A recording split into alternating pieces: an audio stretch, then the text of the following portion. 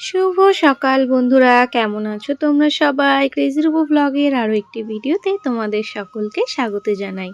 বাজে এখন সকাল 7:30। আজ দৃশ্যটা একটু অন্যরকমই মনে হচ্ছে, তাই না?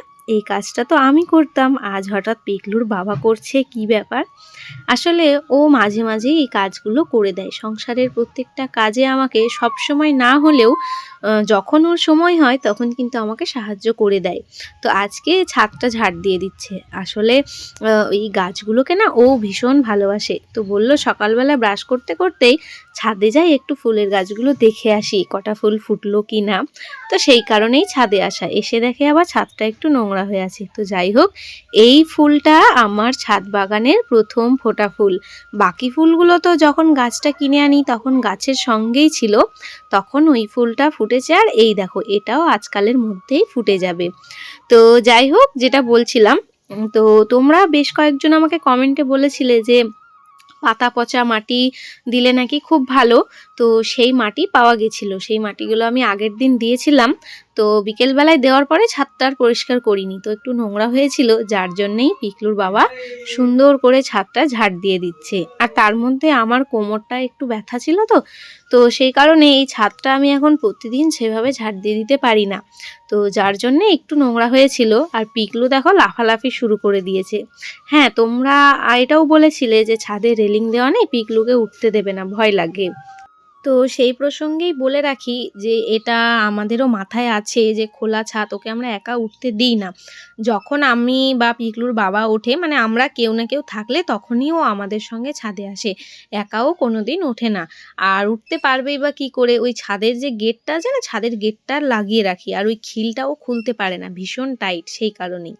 তো যাই হোক, আমরা চেষ্টা করছি খুব শিগগিরই এগুলো করার, কিন্তু টাকা পয়সারও তো একটা ব্যাপার আছে, বলো। তো দেখা যাক কবে কি করা যায়। এদিকে দেখো পিকলুর বাবার ঝাড় দেওয়া হয়ে গেছে, আর যে নোংরাগুলো জড়ো করা ছিল সেগুলোও এই নোংরা ফেলার বেলচাটা দিয়ে তুলে ফেলে দিলাম নিচে। ইস, সকালবেলায় কতগুলো কাজ করে দিল গো। পাপা চলো, এটা ধরো ঝাঁটাটা, একটু গেটটা লাগিয়ে দিয়ে, হাওয়ার মধ্যে না সারা ঘের ঘের করতেই থাকবে। এটাও দেবে, ধুলো কত, খালি ধুলো, নোংরা কম, খালি ধুলো। পাপা নিচে চলে যাও সোনা, ধুলো পড়বে। হ্যাঁ নিচে যাও। আরে দেওয়ালের দিকে দাও না, ওদিক দিয়ে এদিকে নামাও, তাহলে ওই নিচটা ঝাড় দিয়ে, হ্যাঁ এদিকে ফেলো, তাহলে নিচে চলে যাবে। কি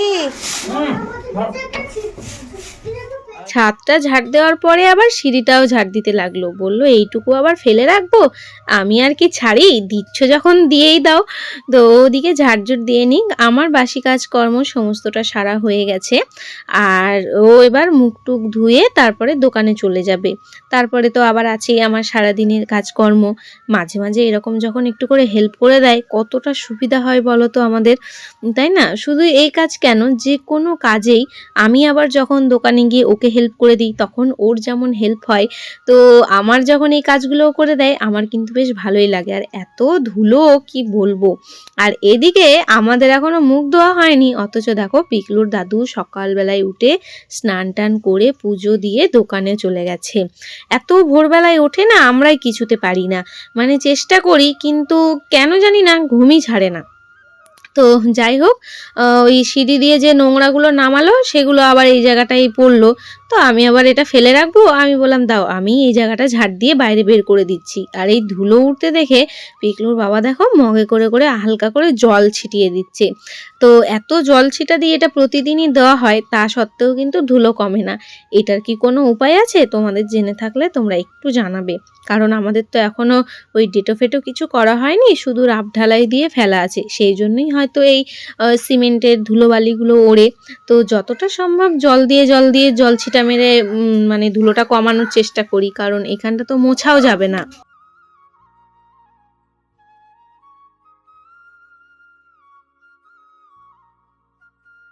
চলো, হয়ে গেছে সমস্ত কাজকর্ম। ও মুখ হাত ধুয়ে রেডি হয়ে বেরিয়ে পড়লো দোকানের উদ্দেশ্যে।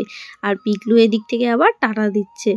তো যাই হোক, চলো এবার রান্না বান্না করার পালা। এবার একটু কিছু খাওয়া দাওয়া করে নিয়ে দুপুরে রান্না হবে। আর এই যে দেখো, নিমেষের মধ্যে এতগুলো জল ছিটালো, জলগুলো সব টেনে নিয়েছে, শুকিয়ে আবার যেই কার সেই।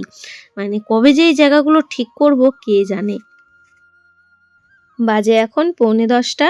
পিকলুর বাবা আবার এদিকে চিকেন নিয়ে চলে এসেছে। ও যখন গেল একবারেই বাজার হয়েই দোকানে গেছিল।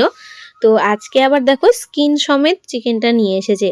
তো সেটাকেই এখন আমি ম্যারিনেট করে নিচ্ছি ভালো করে। আদা, রসুন, লঙ্কা বাটা, জিরে গুঁড়ো, ধনে গুঁড়ো, নুন, হলুদ আর একটু কাঁচা সর্ষের তেল দিয়ে ভালো করে মেখে নেব। তো চিকেন বা মাটন ম্যারিনেট করতে অনেকেই টক দই ইউজ করে, কিন্তু আমাদের তো সেটা সবসময় বাড়িতে থাকে না, ফ্রিজ যেহেতু নেই।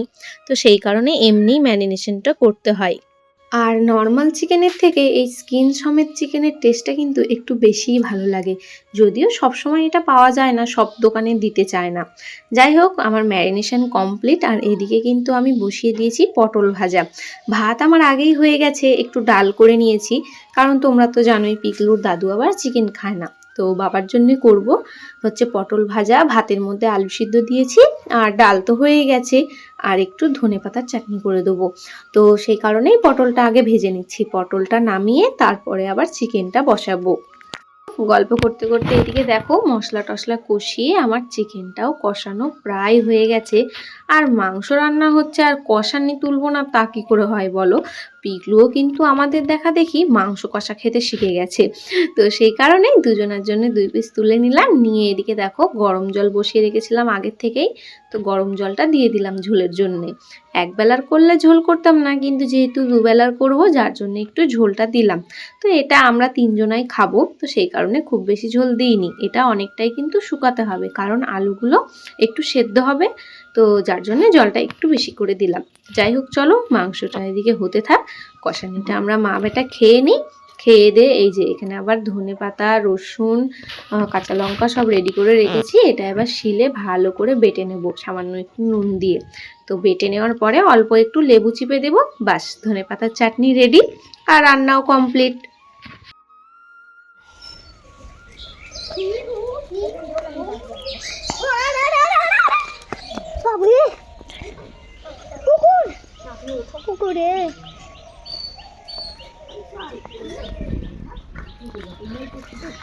যা ওখানে আয় আয়, ওজন হবি, আয় দাঁড়া।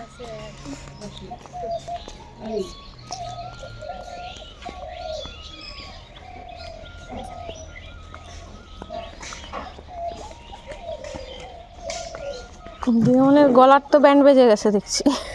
কই আরে কি অবস্থা হলো, যেন এমন অবস্থা হচ্ছে না, কারগোনার ব্যান্ড বাজানো খুগে লাগে হচ্ছে না, দেখি কি তত বসে গেছে করে ঘের ঘের ঘের।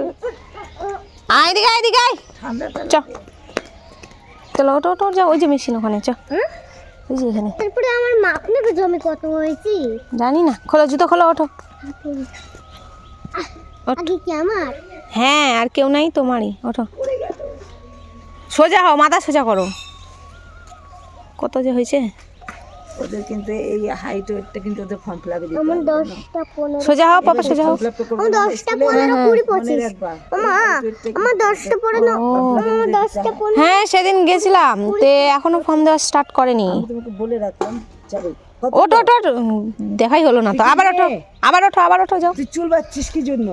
এই রাম, তাহলে তুই বোধহয় শ্রেয়সী হয়ে গেলি। সোজা হও, মাথা সোজা করো তুমি।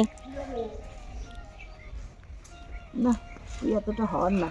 নাম দেখি, বললাম না কম কম নাম 25 20। বললাম না, আমার চোখ বলবে সরে গেছে মেশিনটা।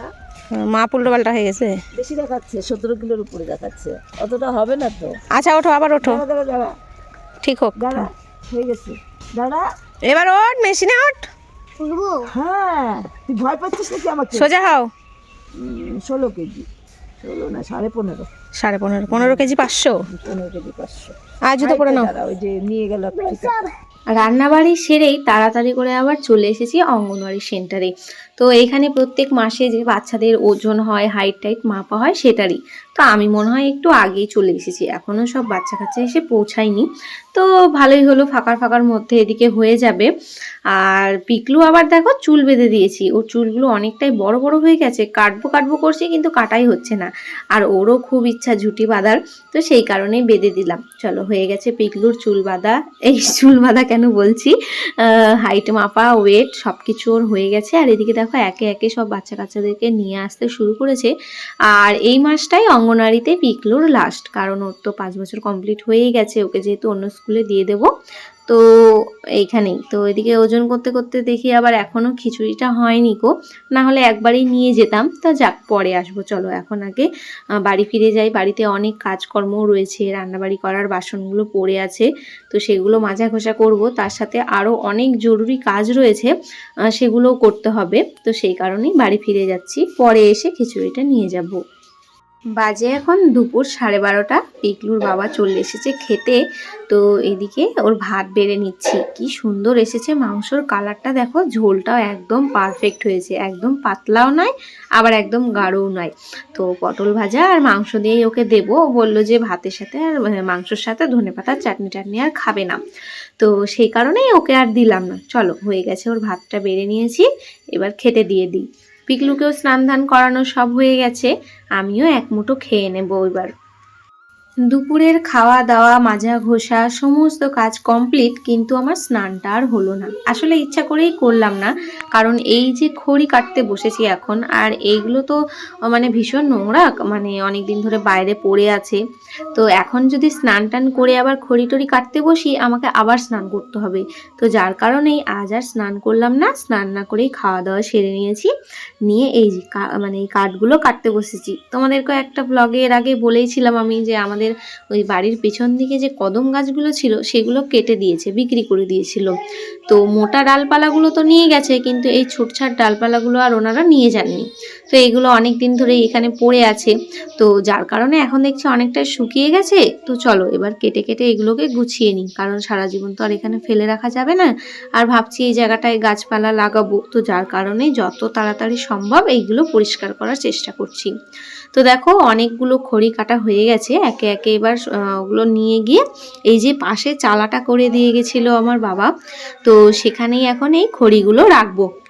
আজকের মতো এখানেই বন্ধ রাখছি খড়ি কাটা, কারণ অনেকটাই কেটে ফেলেছি। এবার এগুলো আবার গোছাতে হবে, ঝাড়পালা সমস্ত কিছু দিতে দিতেই অনেকটাই লেট হয়ে যাবে। আসলে কি বলতো, সংসার জীবনে না মেয়েদের দিন শেষ হয়ে গেলেও কাজের কোনো শেষ নেই। আমি যদি কাজ করতে থাকি, আজকে রাত হয়ে গেলেও কিন্তু কাজ শেষ হবে না। শুধু আজকে নয়, প্রত্যেকটা দিনই এরকমই হয়। আমরা নিজেরাই যখন ইচ্ছা করে বন্ধ করে দিই যে না আজকের মতো থাক, এটা পরের দিন করব, তখনই মনে হয় যে হ্যাঁ কাজটা শেষ হলো। যদি আমরা মনে করি যে না এই কাজগুলো একভাবে করতেই থাকবো, তাহলে দেখবে সংসারের কাজ কোনো দিনই শেষ হবে না। তো যাই হোক, এদিকে দেখো আজকের মতো এই এতগুলো খড়ি একদিনেই কাটলাম। সম্পূর্ণ দিন তো নয়, দুপুরের পর থেকে লেগেছি। তো এখানেই বন্ধ রাখলাম, কারণ আস্তে আস্তে তো বেলা চলে যাচ্ছে, আমিও আবার স্নান ধান করবো, বাড়ির ঝাড়ঝাঁটা দিতে হবে বিকালের। তো সেই কারণে এখানেই বন্ধ রাখলাম, কারণ ঠান্ডার মধ্যে আবার স্নান করলে শরীর খারাপ করবে। তো এই যে দেখতে পাচ্ছ এই পাশের গাছগুলো, এই গুঁড়াগুলো দেখা যাচ্ছে, তো এখানে একটা কদমের গাছ ছিল, আর ওই কোনায় ছিল একটা কদমের গাছ আর একটা আমের গাছ। তো ওই আম গাছটাই একদমই ফল ভালো হতো না, তো যার কারণে ওটা কেটে বাদ দিয়ে দিয়েছে। আর এই জায়গাগুলো এবার আস্তে আস্তে পরিষ্কার পরিচ্ছন্ন করে আমরা নতুন গাছগাছালি লাগানোর ব্যবস্থা করব ঘেরা টেরা দিয়ে। তো যাই হোক, চলো আমি আমার স্নান ধান সেরে নিই, আর তার সাথে সাথে ভিডিওটাও আজকে এখানেই শেষ করছি। বেলাও প্রায় ডুবে গেল। কেমন লাগলো সম্পূর্ণ ব্লগটা অবশ্যই কমেন্টে জানাবে। ভালো লাগলে একটা লাইক করে চ্যানেলটা সাবস্ক্রাইব করে পাশে থাকবে। সবাই ভালো থাকবে, সুস্থ থাকবে, সাবধানে থাকবে। দেখা হচ্ছে খুব শিগগিরই পরের একটা ভ্লগে।